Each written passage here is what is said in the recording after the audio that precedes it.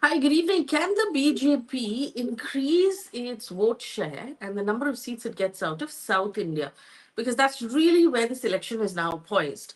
Most of the analysts we speak to say that the northern belt of the Hindi speaking states are sort of in the bag for the BJP on various counts. And so they really need to increase the number of seats they get from the south, from the southern states, in order to come closer and closer to a 400 target or to win that clear majority. So this is our weekly roundup with the team at Quint, where we're going to be discussing the southern states. Joining me today, of course, as always, is Aditya Menon. He's the political editor of the Quint. Meenakshy, Sasikumar, and Varsha Sriram join us as well. They're both correspondents with the Quint who've been on the ground, and they'll tell us what they've found when they have traveled around. But Aditya, first of all, uh, South is obviously critical. We've seen that from just generally all of the noises coming out of the BJP. How critical is it to that 400 dream at this point in I terms of think numbers? very critical because the South has over 100 seats, and BJP cannot really cross 400 unless it gets a good haul from the South.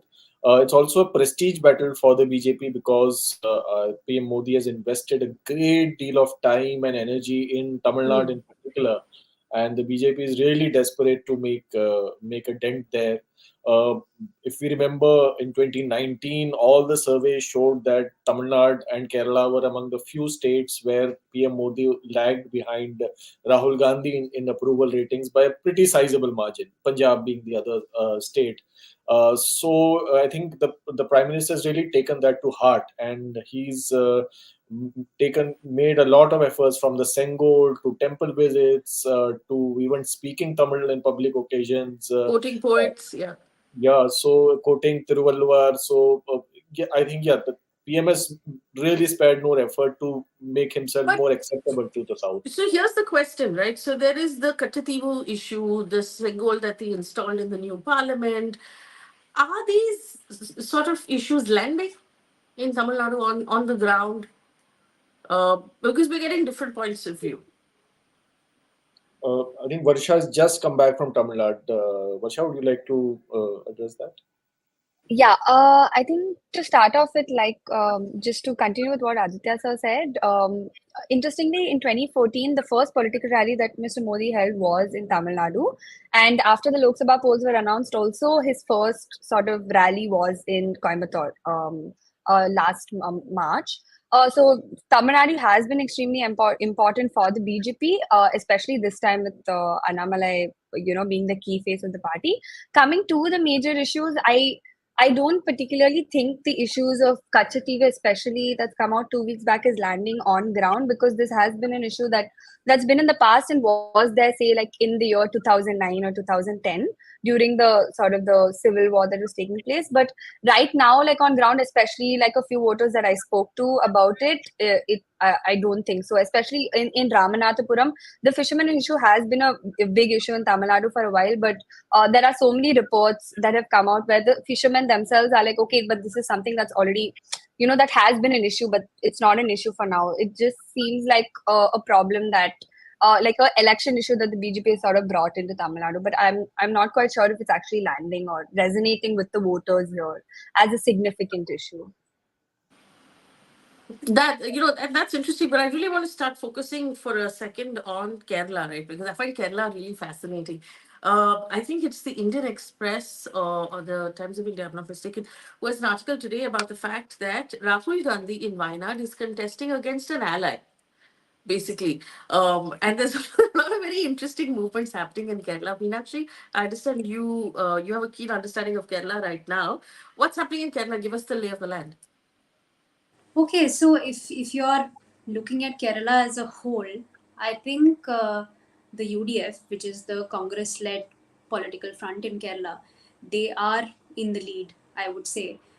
This is primarily due to the fact that there's a lot of, first of all, they did have most of the seats, like in the 2019 elections. And secondly, there's a lot of anti-incumbency against the LDF government in Kerala with regards to certain corruption cases and also like pension issues and things like that. So there is on the ground, when I visited, there's a lot of anti-incumbency against the state government, which would, I think, translate to more votes for the UDF.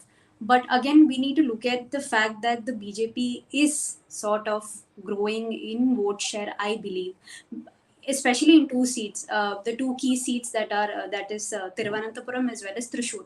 So in Thiruvananthapuram, we have Shashi Tharoor facing Rajiv Chandrasekhar, and in Thrissur we have Suresh Gopi and Muralidharan, who is the son of a former Chief Minister of Kerala. So in these two contexts, what I feel is that the voters on the ground are sort of leaning towards voting for the BJP, even though it's a small number.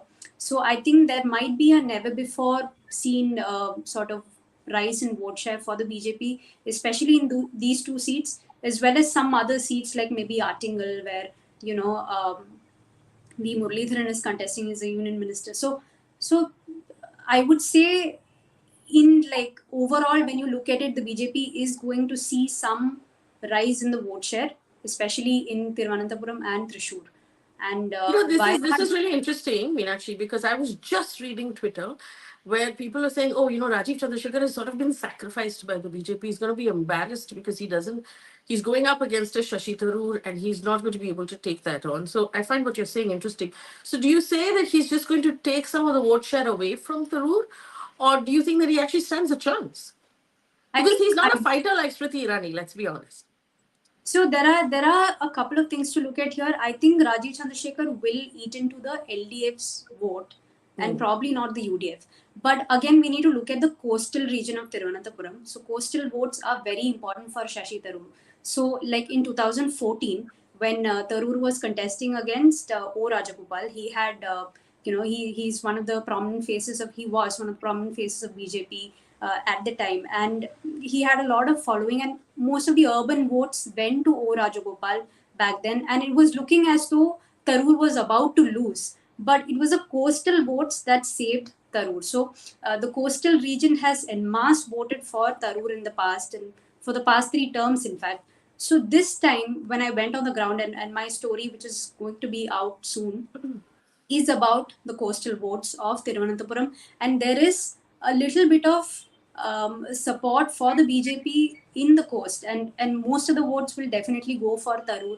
It's not going to go to the LDF, but again, it's surprising to see. It's shocking to see, the amount of support that is growing for the BJP, and this is also because of the fact that a few years ago, there was just in 2022, there was a Vizhinjam port protest happening there. So during that time, there was a lot of distrust was created among the voters against the LDF as well as the UDF. So this is probably why the coastal voters are slightly looking at the BJP, because they're probably fed up with the way this party is not helping, that party is not helping. Why not give a chance to a new front? So they don't know what BJP is like. All they hear is that. And also, you need to look at the fact that most of the coast is like it's a Latin Christian community, so the church has a lot of power there. And this is despite the fact that Manipur issue, the Citizenship Amendment Act, all of these are being talked about in Thiruvananthapuram among the voters. One of my producers is a young woman called Sarah Verghese, who has put in a very interesting note that there are many Christian groups in Kerala who support the BJP, who are now being called Chris Sangis. Okay, it's hilarious. But this is interesting. I also find it interesting. Anil Antony, who is contesting from Pattanamthitta, Sabrimala, that entire issue also echoed very strongly. The BJP played a very strong role. The RSS, VHP played a very strong role in the Sabrimala issue as well. Is that going to now turn into votes in some way? So the Sabrimala agitation happened in 2018, like shortly after the judgment. And the 2019 elections came after that. And in Pattanamthitta constituency, it was not the BJP that benefited from the Sabrimala movement. It was the UDF that benefited from that. So I think this sort of throws light on the fact that, the two political fronts in Kerala, which is the UDF and the LDF. So I think they are sort of polar opposites. Like UDF sort of represents a soft sort of Hindutva thing that is, that the BJP offers in Kerala, which already exists in the UDF, I feel. So I don't know if I'm like sort of stretching it a bit, but like the UDF does offer that, soft Hindutva aspect, which the BJP is also offering in Kerala. I think that's also probably why the BJP would eat into the left's vote and not the UDFs, I think. Aditya, I get the sense you want to come in on this, but I also want to, like, if, for example, when we were talking about Love Jihad, that whole Love Jihad thing that started up, the church supported the idea of Love Jihad. The bishops supported the idea of Love Jihad. Recently, as recently as last week, Kerala Files was aired by Doordarshan inside of Kerala. Again, the church came out in support of the airing of that this thing. So there is a very interesting sort of alliance happening between the church and the BJP in Kerala. There's a churn, I think, within the church also. So I think on one hand, a primary party of a very sizable part of Kerala Christians is the Kerala Congress, and the Kerala Congress has shifted allegiance from the UDF to the LDF. So that was one development.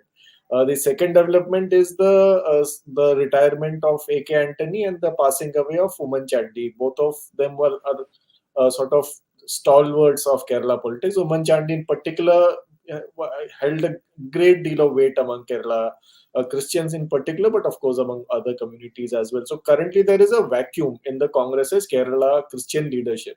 I think the present leadership of the Congress is mostly Nair and some Irava leaders. But so I think it is this vacuum that the BJP is trying to take advantage of.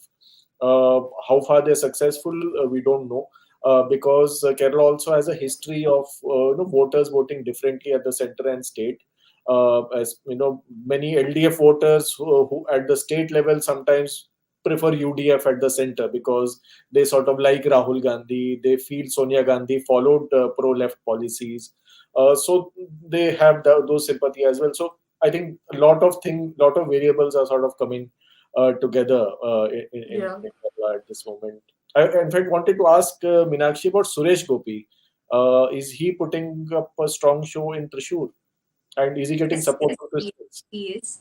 He is putting up a strong show, and I fear that he might just become.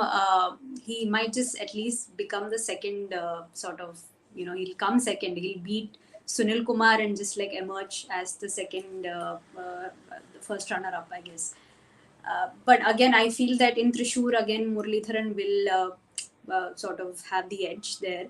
But again, the thing about Suresh Gopi is that there are two kinds of voters, I feel, who some people look at Suresh Gopi as just like he has these antics. He's been an actor for so long. So he gets onto the campaign trail and he becomes an actor. He sort of like behaves in a particular way. So I think this sentiment that Kerala voters want their politicians to be serious. Some voters do actually want their politicians to be serious looking and like not really. They don't fall for these antics, is what most experts have sort of pointed out to me. Just looking at voter behavior, but there's this other set of voters who see him as somebody who is kind, who is kind of secular. I don't know, because like he has been the host of Who Wants to Be a Millionaire, like the show in Kerala, and he's helped out a lot of people. You, but here's my question, and across the board, across South India, right, Aditya? This is perhaps what the BJP is aiming for in Tamil Nadu as well, which is not exactly, they may not exactly be able to win a lot of seats, but to come in as the first runner-up. So to replace the AIDMK and come in as the number 2 party in Tamil Nadu, to come in as the number 2 party in some seats in Kerala, to be able to make that dent in Andhra and Telangana, that will actually, and see, we all know this of the BJP, they're excellent at long-term planning, they're excellent at election planning. So it's not just about this election, it's about the assembly elections that are coming up, it's about the next election. So they're always looking at that slightly longer plan. Is all of that all of this activity is well part of a longer plan? That has been the BJP's modus operandi since decades. BJP allied with Shiv Sena in Maharashtra as a junior partner.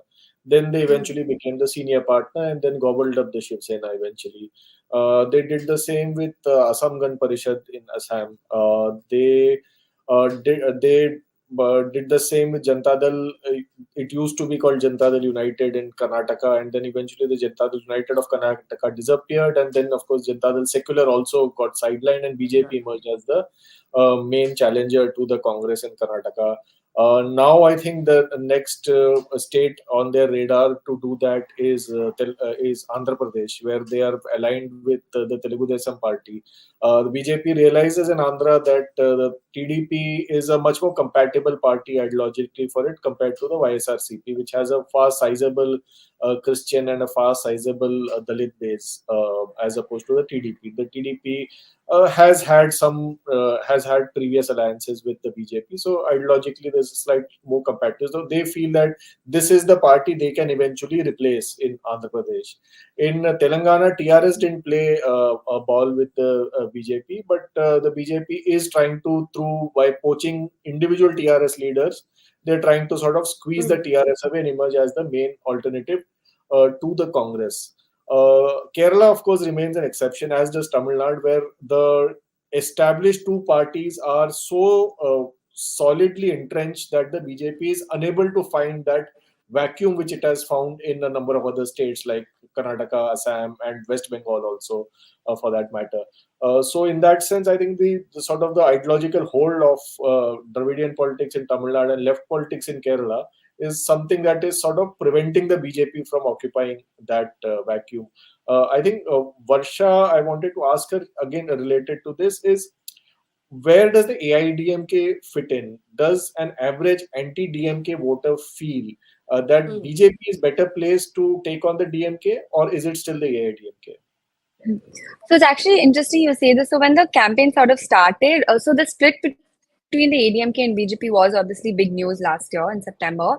And there was a point where it would sort of hurt both parties. But with what I've observed in the campaign that's been taking place across Tamil Nadu is the BJP is pushing hard to portray itself as the only opposition in Tamil Nadu. Like they're making it like a DMK versus a BJP battle, because the BJP has been talking about the narrative of like the DMK being an anti-Hindu party, or a party that's filled with quote unquote corruption or dynasty politics. So that's been the narrative for the last 2-3 months, if I'm not wrong, with what I've observed.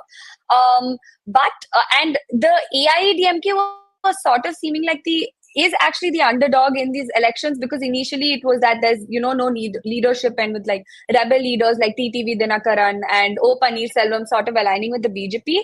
What the AIADMK couldn't do was manage to get like big alliance partners. So now they're like with like the Pudia, 2-3 other parties, as opposed to the BJP, which was able to get the Patali Makkal Kachi. So that's how it started. But now when you see it, you sort of notice the rhetoric sort of change, because I think both the ADMK and DMK realized that now the real fight is between both the parties. So in all their campaigns, they have now ignored the BJP as even like a player to consider, and are saying that we are fighting the election against the DMK or the AIADMK.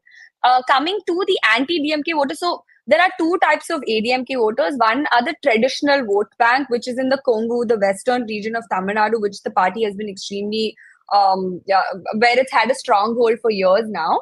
And then the other set of voter, and that constitutes like say around like 20 to 25% according to experts. That's like their strong, their stronghold. And then the other side are the anti-DMK voters who have traditionally voted for the AIADMK because of, say, Jayalalitha, and because they felt like I said, the DMK was a quote-unquote anti-Hindu party.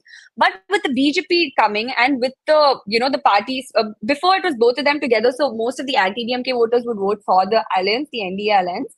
But now that it's split, the voters have also sort of split between the two. So not every anti-DMK voter is going to be voting for the AIADMK, because, especially in places like, say, Chennai or Coimbatore, with my understanding of speaking to voters. With the BJP, it's like seems like a sort of a change where they're like, okay, and also if you notice most of the constituencies of the BJP, like, the places where they're contesting, there are a lot of star candidates, right? So these have been positioned strategically so that, like say for an Annamalai and Coimbatore, with the people the voters that I spoke to, Annamalai seemed like a breath of fresh air for a few voters because they said that, okay, we're fed up of going between the two parties, and with Annamalai's speech and how he talks, we are sort of going to the BJP.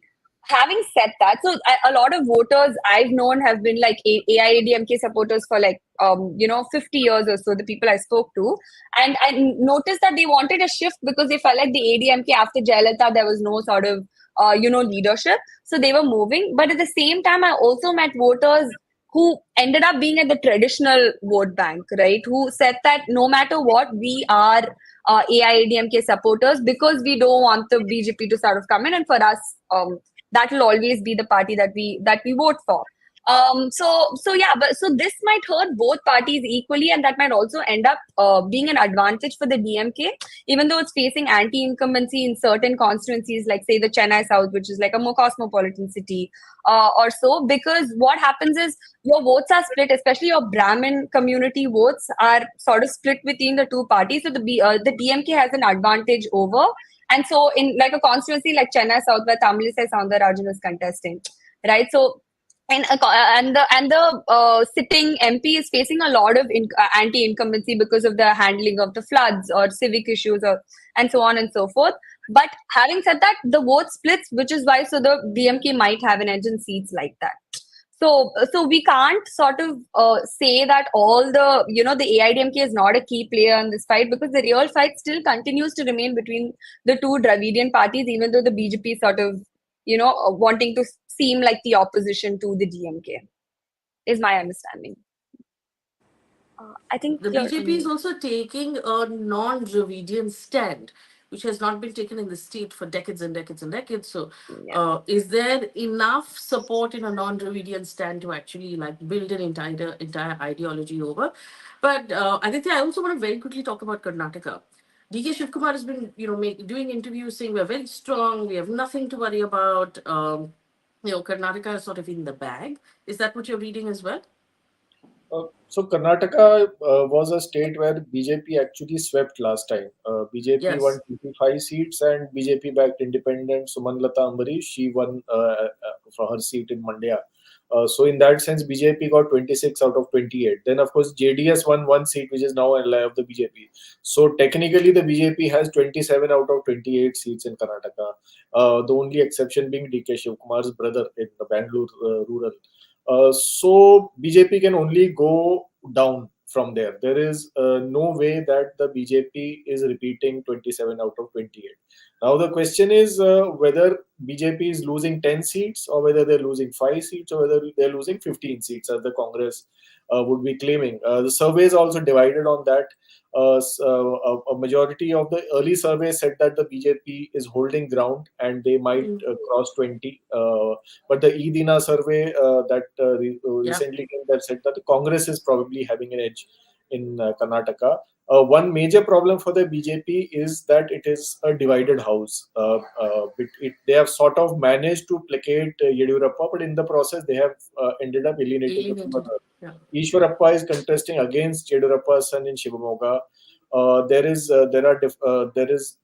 discontent against the BJP candidate in Uttar Kannada because Anantakumar Hegde, controversial but still a very strong leader from that area, he has been denied a ticket, and another candidate nowhere as popular has been given a ticket there. Then Jagadish Shettar has been exported to Belagaon.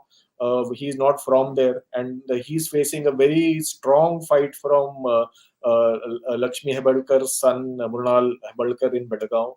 Similarly, in Uttar Kannada also, the BJP candidate is facing a very strong challenge from senior Congress leader Anjali Nimbalkar. So I think a lot of seats are suddenly the Congress. We see a lot of enthusiasm in the Congress. Davanagere, Hasan, Chamarajnagar. These are all seats where the Congress is extremely optimistic about. On the other hand, the BJP is also buoyant because of its alliance with the JDS. So BJP hopes that the JDS's core belt of Old Mysore region, the alliance arithmetic is going to see them past a number of seats. So, like, for example, we have a question from Rahul Sharma who says, isn't there friction within the Congress as well in Karnataka? Fundamentally, from between DK Shivkumar and Siddaramaiah, has that been ironed out? Uh, Actually, for this election, they seem to be working They seem well to be okay. Yeah. because both their reputation is at stake. More so for DK Shivkumar because he is deputy CM as well as the PCC chief. So he knows that if there's a debacle, his neck will be on the line much more than that of Siddaramaiah. But even for Siddaramaiah, if the Congress gets reduced to single digits, it's not going to be great news for Siddaramaiah either. So in that sense, both these leaders are being forced to work together and sort of address this challenge. And because I mean, DK Shivkumar has always had a greater organizational depth, and he has always helped out the party in more matters of crisis. So in that sense, he always has that leverage with the high command, and Siddaramaiah does not have that. But he's the more popular leader on the ground here. Sriram is the mass leader, but he also needs that support of the high command. So he also can't let this election become a debacle for the Congress. It's interesting though, Siddaramaiah has declared that he will not contest any further. This is possibly going to be, it for him. He said age is catching up, right? Well, we will, of course, many leaders say that. I remember at least in Punjab, Captain Amrinder Singh always said that I carry my resignation letter in my pocket. But when it came to resigning, Captain Amrinder Singh completely, he failed to resign or refused to resign. But Siddaramaiah also in that is the most popular leader currently in Karnataka. He is truly a mass leader on the lines of Devarajars, and he has a very strong base among his own Kurba community as well as Dalits and Muslims. So I think he's not a force that can be ignored in the state. So we have Rahul Sharma who said curious about Coimbatore and Hyderabad Lok Sabha seats. Coimbatore, I think Varsha was talking about it. Do we expect the Singham, sort of Talaivar Annamalai to win Coimbatore, or is he going to come in at number 2? What's the buzz on the ground right now? I'm okay. From my understanding, with what I've spoken to voters and like analysts over the last, like with the story that I've been working on, I don't think, like for sure, BJP is going to increase its vote share because Coimbatore has been one of like the BJP's, like one of their favorite seats, if you've noticed, because there is a lot of history that Coimbatore comes from with, like, say, the 1998 blast and like the huge presence of the RSS and the Hindu Munani in the city. The BJP in 1998 and 9 contested and won with a vote share of 50%. And it seems like, and it's contesting here after, it's contested before in 2004, 14 and 2009. And their vote share consistently in the Lok Sabha seats has been at 30 to 33 or 35%, like in, for the BJP. So for sure, with Annamalai contesting and his popularity within, the state, I don't think there are, with my understanding, I don't think there are chances of him winning. But for sure, there'll be a huge increase in vote share in Coimbatore. Like, because, the one thing to understand is while the BJP and the RSS have a huge presence in the city, Coimbatore also falls in the western part of Tamil Nadu, the Kongu region, where the AIADMK has been really strong. And a former AIADMK sort of minister, SP Velumani, has a huge sort of presence in Coimbatore. So that is like his sort of, constancy. So there is a candidate called Singai Ramachandran, but really the campaign that's been run by ADMK is by SP Velumani, who holds like a huge sort of base there. Having said that, Coimbatore also has a huge non-Tamil migrant population in the city because it is like an industrial hub and a cultural hub. So maybe those votes of people who've been there for decades might sort of swing towards the BJP for sure. But in my understanding with the voters I spoke to, at least a few voters in fact told me that Annamalai is a big leader and he comes from Karur, but who is he in Coimbatore? Like, what is, like, the sort of, like, what is his connect to the people in Coimbatore for him to be contesting here is what a few of them told me, not all of them. And with respect to the DMK, it's very interesting because they're contesting in this particular seat after 10 years. They've always given it to their allies. So this particular seat shows that the DMK is also not wanting to hold back. They want to have like a direct fight with the BJP, and DMK leader. The DMK wants Annamalai to sort of have like an embarrassing defeat so that it helps their narrative as well. So they have put in like, say, like an ex-former mayor who also has a huge presence.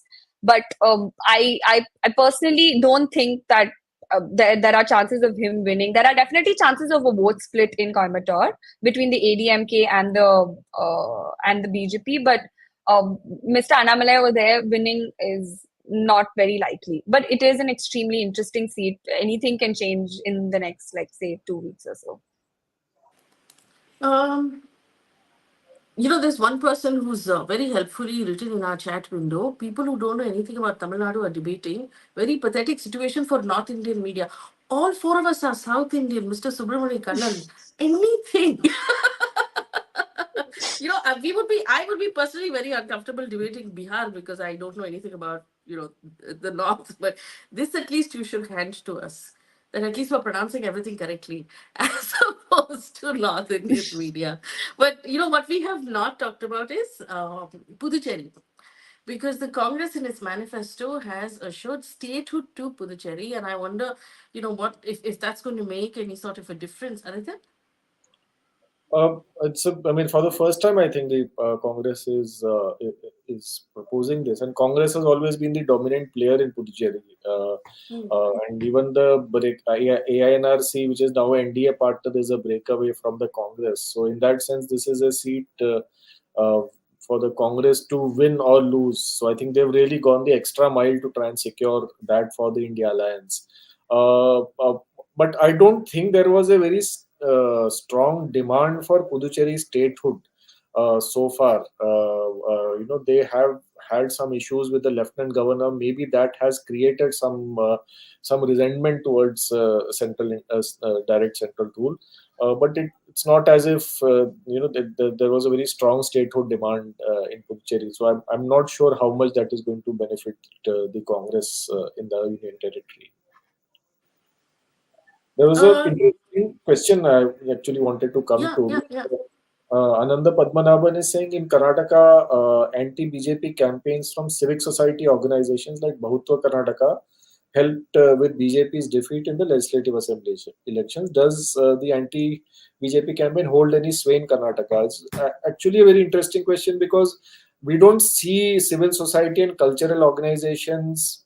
We see a lot of, the RSS play that role for the BJP, but there are very seldom do we see organizations doing the same against the BJP. But Karnataka during the assembly elections, it was we had people from the field of literature, theatre, arts who really carried out campaigns against the BJP. I think that's happening even at the Lok Sabha level. There are, people are translating a lot of the social media content that is coming against the BJP into Kannada and circulating it, and people are actively part of No Vote to BJP and No Vote to Modi campaigns in cities like Bangalore, Mysore, Davanagere, Bidar. So I think the Kannada civil society is still extremely vibrant from both sides, from both the pro-Hindutva and anti-Hindutva side. So this is a very interesting space to watch. Yeah, it is going to be a very interesting space to watch. I want to thank all three of you for joining me today and for having this conversation. For our viewers, remember, we sit down with the team at Quint once a week to discuss what they're hearing on the ground and what their understanding is of what's happening right now during this big election. We'll continue to do so right up till the results on the 4th of June and maybe then some. So if you have questions for us, suggestions on various aspects of the election you'd like us to take a look at, please leave us a comment. To remember to like, share, subscribe. It helps us pop up in the algorithm on YouTube, and that brings more viewers to us, which brings more money to us, which allows us to do more work. If you want clearer understandings of, the stories that we talked about, take a look at the Quint website where all of these reporters put up their stories. You can also look at the Quint YouTube page as well, and download the Beetroot News app for more news and updates. That's from my team. Thank you so much for watching. We're going to come back right immediately after this for Let's Watch Read the News Together and an AMA. So those of you who are here, hang around and we'll be back in 10 minutes with that as well. Thank you. Thank you.